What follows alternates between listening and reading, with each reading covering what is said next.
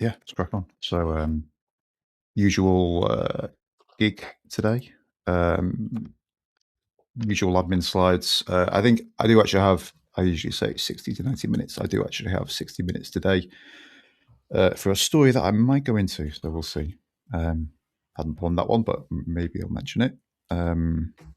Yeah, I think there's two use cases for attending these calls. The primary one, and the reason I started doing them, is to encourage people to carry on exploring your story, telling your story about you and your work, to attract and engage, a bigger audience of the right people who share your values and like what you do and who are a joy to work with. The second one is also assembling material for a memoir about your life. That's the other use case I've had people join for. I think both of those are valid. As usual, I'll share. I've got one story today. I might mention another one that's related to it. 5 minutes of your time, and then it's your turn to share if you're willing to do so. Recording policy. This section is recorded, and I might put it on YouTube. The group discussion afterwards is recorded but not shared. So I can send you if you share a story, I can send you a copy of that privately. And no bots, no note takers. Just to recap on the process. So in terms of the story research process, and the reason that I like having these calls is because it actually makes me follow the story research process, because you need that point on the calendar every month where you're going to be giving a talk or writing an email or creating something where you go, I'm going to need a story for that. So I'm going to go and actually browse my recent ideas, photos, journal entries, whatever it is. And it can be fun. I think the reason we don't do it is because it doesn't feel like work to be self-indulgently browsing through your pics. But I think it's a fun and useful thing to do. I then select stories based on gut feel, or whether there's an interesting fact about the story. So we'll go into that a bit today. I don't pick stories directly to illustrate the message that I'm trying to get across. I usually just tell the stories I feel most excited to tell, and then force fit them to the message, because you can usually fit any story to any message within reason. Then going to map on a timeline just to explore the structure of the story and assign the story a one idea, which is the bridge idea, the point at which the story ends and the content begins. I've got a slightly different twist on the one idea today, so I'll go into that as well. So, story research. All of mine are photos this year. So we've just had in this part of the world summer solstice, so the longest day of the year, most daylight, which also coincided with Father's Day. Father's Day here. So it's the one day. I've still got Hugo with me, so he's listening. I was trying to say it's the one day that I'm not a servant to him, and he is a servant to me. It's not reacting to that. But yeah, I dragged everyone to watch rugby league. We went and watched the Sheffield Eagles. Dressed everyone up in Eagles kits. Hugo had quite a nice time. Rumour had a nice time for about 3 minutes and then wanted to go home. I was like, how long are the games? Like, dude, like the games are 80 minutes. we have quite a long time left. But then we came back, and because it's the longest day, I like to mark it in some way. I've more times I go around the sun, the more I want to go and hug trees and things like that. But we did have a fire in the garden, burnt some wood. But yeah, telling that story, again, you have to ask, what's the interesting facts? And the interesting fact is actually that last year I was at my parents' on summer solstice, and my mum came in and said to me, look, I think your dad's a bit down this evening because my granddad and his dad died on the summer solstice. And I was actually there when he died. I was only 4 at the time, and he'd been to the doctors. He walked back in. He sat on the edge of the chair, coughed a few times, keeled over, dead on the floor. And I remember sitting there also on the floor just watching this. And I remember my nan taking out his false teeth and doing CPR, and then the ambulance was coming, and then eventually my parents came and took us away. And I'm old enough to remember it, but not really have any feelings about it. I just remember it happening. But it turns out that it was on summer solstice. And then last year, I had a bit of a chat about it with my dad, and he was actually a bit upset about it. And yeah, we again burnt some wood in the garden, had a bit of whiskey, raised a glass to him. So it was also about memories as well, I think. So telling one story about a seemingly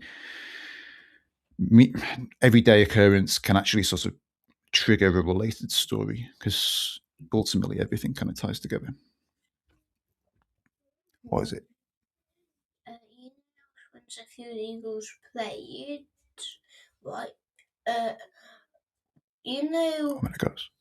You know that this year are they like maybe like stronger Eagles, don't you think? Yeah, they're doing better this year, dude. Yeah, and also, can you tell them that I'm like planting a sunflower? Okay. Hugo wants me to tell you that Sheffield Eagles are doing much better this year, and that he's also planted a sunflower. Beautiful. Here I am! Wonderful. Right.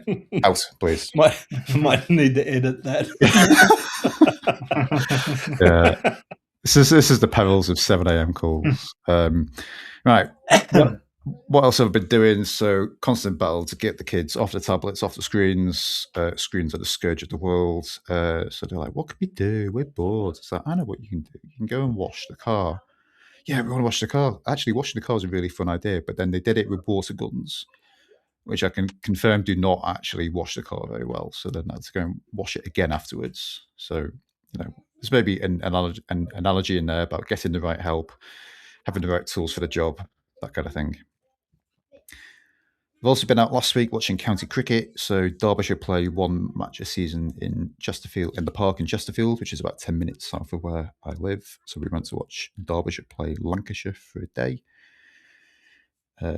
Again, you have to ask, like, what's the interesting fact about that? There's a few cricket-specific interesting facts. Like James Anderson was bowling for Lancashire, pretty well-known England bowler. But again, that's very sports specific. So it's hard to pick a story based on that, because it's only going to resonate with cricket fans, which isn't by and large my audience base. So again, what's the interesting fact? So, well, this is what I took with me. I took a stack of sandwiches and a hip flask. So that's the kind of day it was. So yeah. What was in the hip flask? What was in the hip flask? The hip flask was Jameson's triple that I picked up at the duty free in Lanzarote Airport a few weeks ago. And what was the sandwich accompaniment for that? Corned beef and the mandatory pickled onions.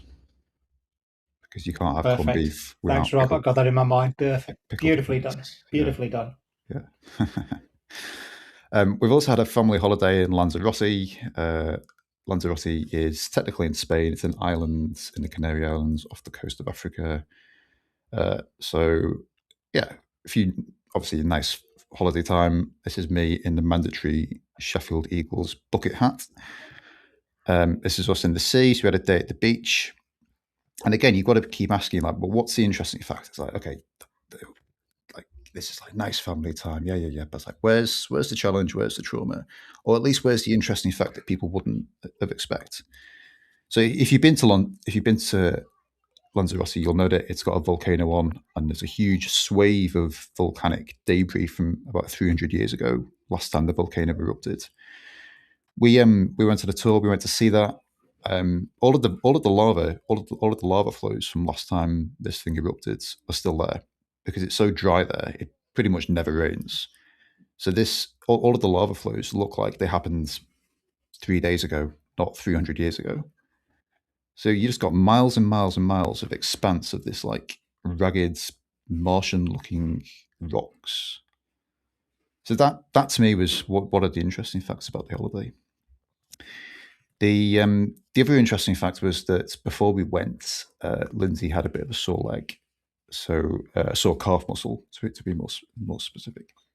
So she goes training, she goes to a gym, and she got a sore leg after it, but like she couldn't stretch it, like it wouldn't stretch. And we tried massaging it, we tried deep heat, it just made it throb, just made it worse. And eventually it went away. But then we been to Lanzarote, come back, obviously been on a plane twice, and then she came back and it immediately came back and got worse. And eventually she went to a doctor, and it turned out she's got deep vein thrombosis and also a pulmonary embolism on her lung, which we've now discovered actually is really dangerous. Like, I've spoken to quite a few people who've been like, oh yeah, that happened to my dad or my mum, and they died like 2 weeks later. I was like, oh shit. So we got back from a nice family holiday, and she immediately had an overnight stay in hospital in A&E. An overnight stay in A&E is like going to the dribbler's day out, isn't it? It's like where all the drunkards and all of the people on the sharp end of life are hanging out. So yeah, she went and did that, but she's now on anticoagulants, so she'll be on those for a while, and we're hoping it clears up. So that's a story. It's a story I haven't told, but it's a story that's in process. It's a story that's kind of in progress, really. So while we were in Lanzarote, so let me tell you about Tony. So Tony is my parents' pet tortoise, and for as long as I can remember, Tony used to live at my nan's house, which was my dad's house growing up, in a place called Rock Ferry in Birkenhead. And I remember when I was small, I'd go around to my nan's, and in the summer he'd kind of trundle around the garden, he'd chew some lettuce, he'd come and chase you a bit. And I remember my nan just kind of watching it. I don't think she really liked Tony that much, and she just sit to one side on a sun lounger, smoking a cigarette. Anyway, when my nan passed in 2008, because tortoises live for 100 years, they live forever. Started to think my dad might be a tortoise too, but here we are. In 2008, Tony came to live at my parents' house. And it was very early spring when he came. So he was out in the garden a bit in the day, but then at night we'd bring him in. He'd go and put himself to sleep in a stupid place in the corner of the garden. So we'd go and bring him in. And when you picked him up, he'd always wake up and he'd shove his arms out like a bit like an aeroplane. And then we'd bring him in and put him in a box in the garage, just so he didn't freeze overnight. As the months went by, the weather got warmer, Tony got warmer. All of a sudden, by the time summer comes along, he's charging around his pen. What I thought of as this passive, docile creature turns out to be a beast in the garden. Walking into Tony's pen, so my dad constructed a pen for him to contain him in a particular corner of the garden. He's always there trying to climb up the pen, trying to get out. My dad walked out into the garden one day and found him halfway up the Leylandii bushes at the back of the garden, which is fortunate, really, because if he'd got to the top of the bushes, he would have fallen over the other side and landed on the road and probably cracked his shell. So that was a close escape. But walking into Tony's pen immediately made you a target. In summer, he will run, and I mean run, these things run. He will sprint after you to work out whether he can mate with you or fight you. And by mate with you, basically mate with your foot or mate with your shoe. And it's not just shoes that were fair game. If you put like a plant pot in his pen, he'll go and have his way with the plant pot. And like, you can't have polite company, like you can't have guests around in summer with small children while he's there in a corner of the garden, mounted up on rear legs, squealing over some plant pot. Like,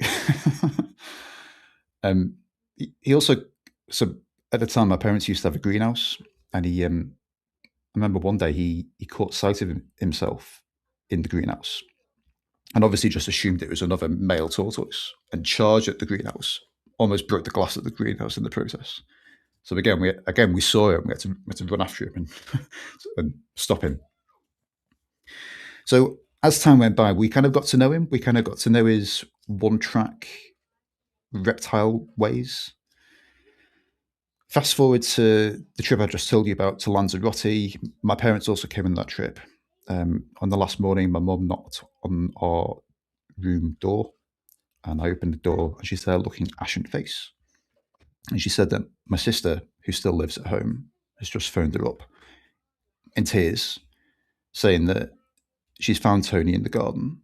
Something's got in the garden overnight and attacked him, and she's found him upside down on the grass with no head, with blood all over his arms. And we're like, oh man, like, you know, it just hits you. I think the news just hits you, even though he's a reptile. Like I had to sit on the bed and kind of process that information for a bit. I went around to my dad's room. And my dad's roaming around the room because my dad's had him for 60 years, give or take, and he's roaming around the room, like obviously distraught. And he says to me, like, I know it's silly, like I know he's only a reptile, but I can't stop thinking about him. And I said to him, like, it's not silly, because you cared for him, like you cared for him for a really, really long time. That morning we went to breakfast. I felt it was only right to tell the kids, because the kids have also met Tony, and he's part of the fabric of life. When we go to my parents, like they'll go out into the garden, they'll feed the fish in the pond, and they'll go and let Tony chase them around the pen while I'm shouting, "Don't let him get too close," from a safe distance. So we told the kids, and I won't forget Hugo's face when I told him, his whole face sank when I told him at the breakfast table. So we're our last day in Lanzarote, and we're trying to have a nice time. Everyone's minds are clearly elsewhere. I can see it on my dad's face when he's sitting down. And in odd moments, we fly back very late that night. My parents got home about 3, maybe 4 in the morning. They went straight to the garage where my sister had wrapped his body in a tea towel and put him in a cool box in the garage, just to see him, just to check. He's there, he's dead weight. So yeah, my dad gets up early the next morning to dig a hole for the burial, and he digs a hole in the garden, and he has some trouble digging the hole. He encounters quite a lot of roots as he's digging, and he used to be an electrician, my dad. So he goes off and he makes another cup of tea, because every 20 minutes he has to make another cup of tea, otherwise he can't work.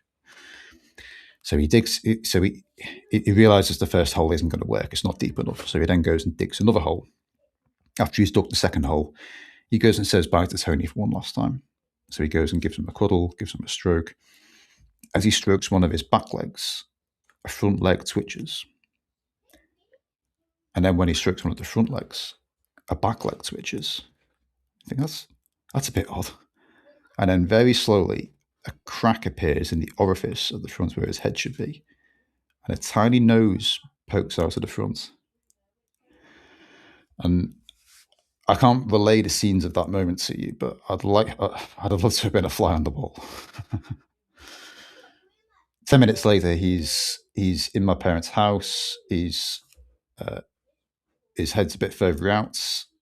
He's looking a bit more alive. They've cleaned him up. They've wiped all the blood off him. They take him to a vet, a specialist vet, 30 miles away in Crewe. Later that day, who gives him a look over and says, "Yeah, he's had a rough time. He's battered and bruised, but essentially he's okay." By the time I phoned my dad that night, I video called my dad with Hugo, because I just told Hugo the news that Tony actually was still alive, and by that time he was back in his pen that my dad had reconstructed. Which it started to take down his pen. So he'd reconstructed the pen, which is a labour of love, after digging the hole. And he was back to just charging around his pen, trying to escape, chasing plant pots, pretty much like nothing had happened. So yeah, always double check. So he was saved by the shell, that one. So that's my story of Tony. I want to point out just something that I have already written this story up, and I've already sent it out to my list, because I felt as it was happening that I realised that in the memoir work that I do and the storytelling work, I don't generally ask people about pets, and I think it's because I've never owned pets or had pets directly, even though I've lived with pets, because we had a dog when I was small, and my parents obviously have Tony. But I think because it's never been a direct part of my life, I don't really ask about it.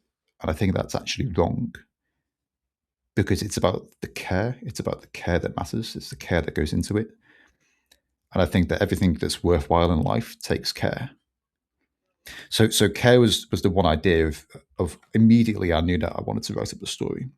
But as soon as I had that feeling, I was like, well, I always try and get people to finish a story on an up, because if I finish a story where my dad's dug the hole and buried him, I think everyone would just be in tears at that point. And it's like, okay, it's like, so it's nice that there's an up at the end, and that the roller coaster goes down so far, but then does come back up again.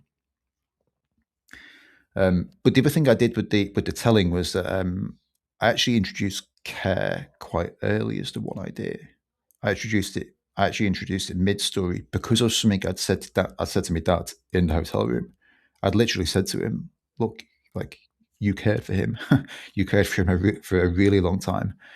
This is not silly. This is not trivial. It's about 60 years of care."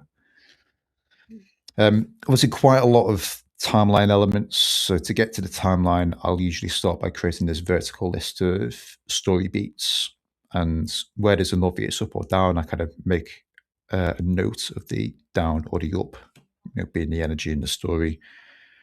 There's quite a clear sort of roller coaster in this story, where there's some ups as Brian comes to our house, and I'll tell you about all of the things he gets up to, about his escape acts and plant pots and chasing you around the pen and things. We then got a long section of downs where we received the news, but then we have to sit with it all day. We can't just go home and see him. We have to, because we're on holiday, we have to sit with it all day and think about it. And and eventually we have the up at the end with the head emerging. Horizontal timeline I've got looks like this. I've cut this down a little bit from the vertical one, in terms of going home and digging the hole. I've kind of marked it at the same points.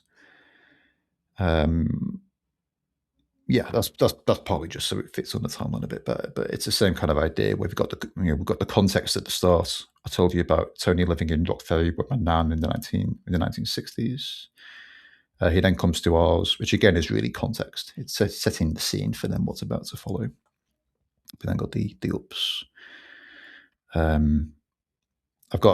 marked my mum looking ashen at the door as a suspense element, because the idea for including that wording is it's meant to make you wonder why she's looking ashen. I've opened the loop by saying she was standing at the door looking ashen. So then, you have to carry on reading or carry on listening to find out why. But yeah, that was a story. That was a story I wanted to share today, guys. I've put in a story prompt in case you'd like to think about it. And the story prompt is: what story haven't you verbalized for a long time about an animal or pet that made you laugh or made you cry? And again, with all of these prompts, it doesn't matter if nothing comes up. It's just nudges that might be useful.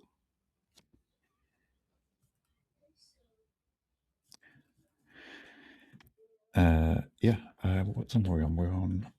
Any reactions to that story, by the way?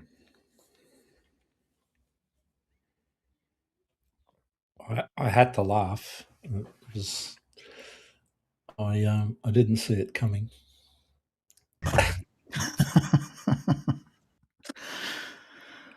Yeah, I think when my dad messaged and said he's alive, it's like I both could believe it and couldn't believe it, because the obvious thing to have attacked him was a fox, because my parents got loads of foxes in the garden, and we basically thought he was safe. We assumed he was safe because he's this like beast in the garden that runs around, and he's very well protected in his shell. But I guess there's other threads to the story where my parents get foxes in the garden, and they're a bit of a pain. Like they'll nibble on wires, they'll chew the hose, they'll fight each other. I think what it is they actually play. So when he went to the vet, my dad's actually looked at the CCTV footage since, and said that a fox pulled Tony out of his den at 1 a.m, kind of dragged him around for 3 minutes, and then left him upside down on the grass. And then he was found at 8 a.m. by my sister, which was lucky, really. Again, this tortoise, like, if cats have got 9 lives, this tortoise has got more. So there's always questions of like how much of this detail do you put in the telling? And I think some parts of it depend on the medium. Maybe in writing the story, maybe I could have included the foxes, about how they get in the garden. They like to cause bits of damage. They're a bit of a pain. But yeah, we honestly thought he was safe. My dad kept asking himself coming home, like, could I have done more? Could I have done more to protect him? Felt guilty about it. Did he cry? I didn't see him cry, but he may have done. Yeah. It's probably the closest. Yeah.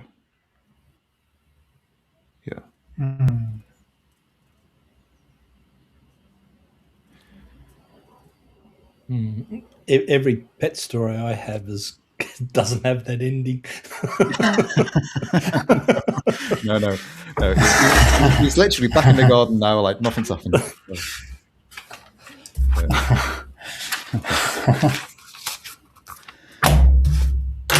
There's other possible elements to the story. So apparently, when my dad got him in the whenever it was in the early 60s, my nan just got him from a pet store, because you could then. You can't do that kind of thing now. We actually think he's much older than he looks. We think he was pretty much fully grown by the time we got him.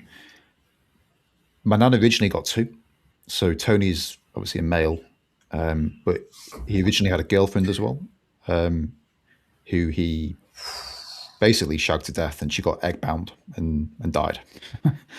So there's a death again. You want to look for these patterns of like. You should have put that would have been perfect in the story. There's a I would have included that for sure. There's a death pattern. A death theme. A death pattern early on. Yeah. Blimey. Yeah. Poor woman. No, I would have. Yeah, I would have inserted that instead of the pot plant. But anyway. Yeah. No. I think hanging out in Tony's pet is not the place to find the love. Cool. Let me pause or stop this part of the recording.